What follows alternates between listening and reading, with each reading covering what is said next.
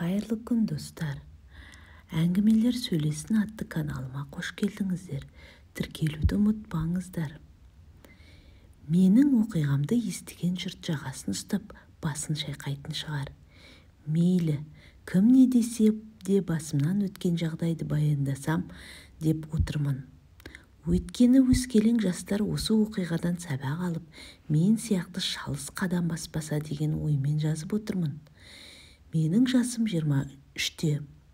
Былай қарағанда әлі жап-жас, ештеңені білмейді, түсінбейді деп ойлайтын шығар көпшілігі. Жоқ, олай емес. Жастайымнан қағынып 9-шы сыныпты бітірер-бітірместен қыздармен жүріп, сауық сайран құрып, көше кезіп, қызық іздедім. Шынымды айтсам, сыныбымның керек десеңіз мектептің қыздарымен түгел жүрген шығармын. Әйтеуір күніге бір қызбен кездесетінмін. Өзімнің қыз қызығатындай түрім бар. Себебі әкем қазақ, шешем өзбектің қызы. Екеуі де келісті келген, қарасаң көз тоймайтын жандар. Енді олардан көріксіз баланың туылмайтыны белгілі ғой. Қасы көзім қап-қара, ақ құба, өңді, ұзын бойлы жігітпін. Егер асыра мақтап жіберген болсам ренжімессіздер. Сөзге шешенмін. Қай тақырыпты әңгіме қозғасаңыз да жандандырып жіберемін. Бәлкім қыздар соған қызығатын шығар. Әйтпесе асып-тасып жүрген байдың баласы емеспін. Әкем мен анам мектепте мұғалім. Олардың аз-маз жалақысы бізді асырауға әрең жетеді. Солай болса да қаланың мықты-мықты деген ресторан, кафе, клубтарынан шықпайтынмын. Қыздардың өзі үйге келіп ертіп кететін. Сенесіздер ме? Бүгін қайсысына шықсам екен деп ойланатынмын. Бір күні мынандай қызық болды. Біздің үй 4-ші қабатта, ал 3-ші қабатта әкемнің туған інісі тұрады. Бір күні ағамның үйіне балдысы қыдырып келді. Құдаша болғасын сөзге тартып күндіз біраз әңгімелестік. Ал кешкісін ағам мен жеңгем балаларын ертіп қонаққа кетіпті.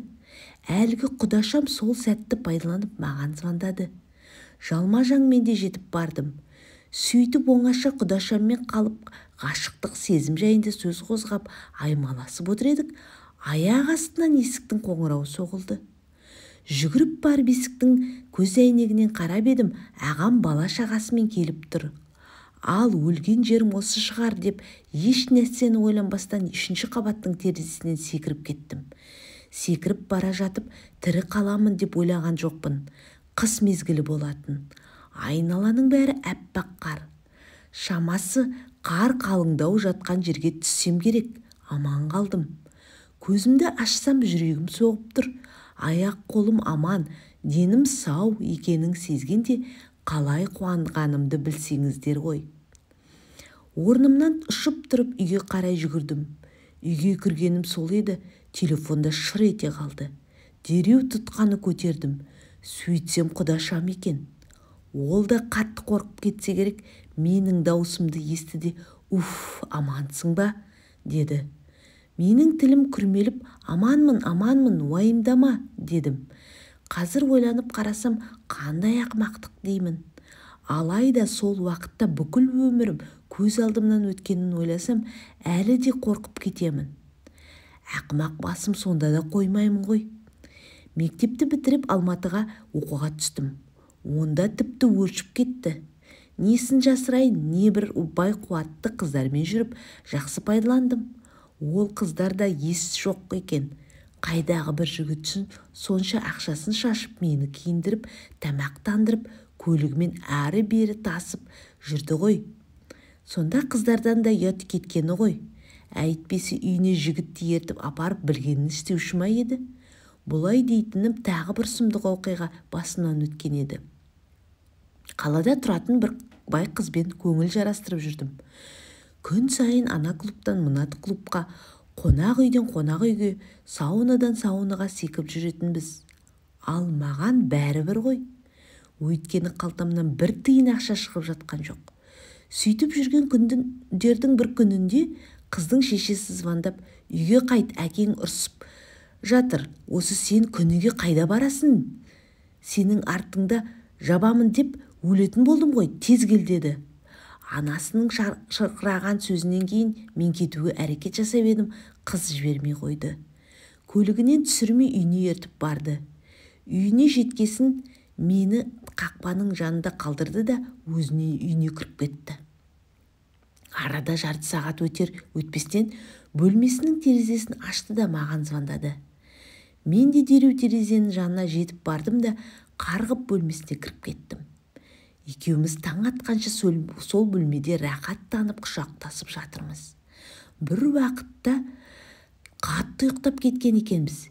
Есікті тарс-тарс қағылды. Тағы да бойымды қорқыныш биледі. Содан не істерімді білмей тырдай жылаңаш күйімше перденің артына тығылдым. Қызы ұйықтап қалған болып әзір дегенде есікті ашқан сол еді, шешесі сөйлеп ішке кіріп келді. Бөлмеге кіріп бір нәрсе іздей бастады. Мен болсам перденің артында демалмай тұрмын. Құдды демалсам мені біліп қоятындай әзер шыдап тұрмын. Ары-бері тартпаларды ашып қызына ұрсып, арасында ақылын айтып қояды. Мен мына жақта пердені ашып қалар ма екен деп жаным шүберекке түйіп тұрмын. Ішімнен осыдан аман қалсам енді қыздың үйіне бармаспын деп өз-өзіме уәдені үйіп төгіп жатырмын. Әйтеуір Құдай сақтап анасы шығып кетті. Мен де тез-тез киіндім де қызға қарамастан терезеден зытып жөнелдім. Бірақ жаным қиналғанда берген уәделердің бәрі сол сәтте ақ ұмытылып кетті. Қайтадан сол жүріс, сол қыдырыс. Тіпті болмай бара жатқанда кейбір жатақханаларға барып, вахтершылармен келісіп қыздардың бөлмесіне емін-еркін қонып кететінбіз. Сіздерге өтірік, маған шын. Жатақханаға кіріп алып, бүгін қай бөлмеге барсам екен деп таңдайтынмын. Содан болар кейде жол жөнекей бір қыздар амандасып жағдай сұрасып жатады. Арасында, өткенде қалай қайттыңдар, үйлеріңе аман есен жетіп алдыңдар ма дегенде, мына қыз қайсысы күнді айтып тұр деп еске түсіре алмайтын кездерде аз емес. Айта берсем мұндай жағдайларға күн сайын тап болып тұрдым ғой. Осы орайда айта кетейінші, қалаға оқуға түскенде ағамның үйінде жаттым. Сонда үйдің жанына күніге бір шетелдің крутой автокөлігі келіп кететін. Есіктің алдына көліктің тоқтағанын естіген ағам, жәләп, саған келді дейтін. Көбінде атымды да атамайтын. Себебі туыстарымның көбісі жәләп дейтін. Егер сөздің шашығына келгенде бұлардың ешқайсысына да өкінбеймін. Тек бір қыздың обалына қалдым-ау деп ойымдаймын. Күнделікті әдетіме басып, кешқұрым клубтың біріне бардым. Ішінде ығы-жығы адам, даңғыр-доңғыр музыка, түрлі түсті шамдар жанып өшіп тұр. Бей алаңына шығып билеп жүргенім сол еді, анадайда әдемі бір қызды көріп шалып қалды. Үріп аузыға салғандай аса көрікті, көзі қап-қара, әрі жылтырап жанып тұр. Бір сөзбен айтқанда қараған адамның көзі тоятындай қас сұлудың өзі. Үстіне киіп алған көйлегі де ерекше, фигурасын айқындап тұрғандай. Былай қарағанда байдың қызы екені бірден білінеді. Өйткені киіп алған киімі, қолына ұстаған телефоны, сеуіп алған әтірі бәрі бренд заттар. Содан өзімді ұстай алмай жанына келіп барып қосылып билей бастадым. Байқаймын, қыз да кетәрі емес. Бір-екі сұрақ қойып әңгімеге тартып едім, сөзін түсінбедім. Бар ойым музыка қатты шығып тұрғандықтан дауысты естілмей жатқан болар деп қызды сыртқа алып шықтым. Сөйтсем мылқау екен. Әлгі жерде менің жағдайымды айтып жеткізу мүмкін емес. Кетіп қалайын десем, мынандай әдемізді қалай тастап кетем. Ал кетпейін десем, бұнымен қалай сөйлесем деп басым қатты. Не керек, жанымда тұрған сұлу бойжеткенді қимай әңгімемді айтып, оның сөздерін түсінуге тырыстым. Сол жерде екеуміз ара қатынасымыз жақсарып, үйіне дейін шығарып салдым. Есігінің алдына келгенде маған ішке кіруді өтінгендей болды. Өзіме де сол керек қой, қуана келістім. Екі құрбысымен бірге тұрады екен. Мені бөлменің өзінің бөлмесіне алып кірді. Тағы да мен әңгіме қозғадым. Өйткені оның сөздерін түсінбеймін ғой. Бір уақытта оны қатты қысып құшақтадым да сүйе бастадым. Сезімге ерік беріп, адалдығынан да айырдым. Шынымды айтсам, оның қыз екенін білмедім.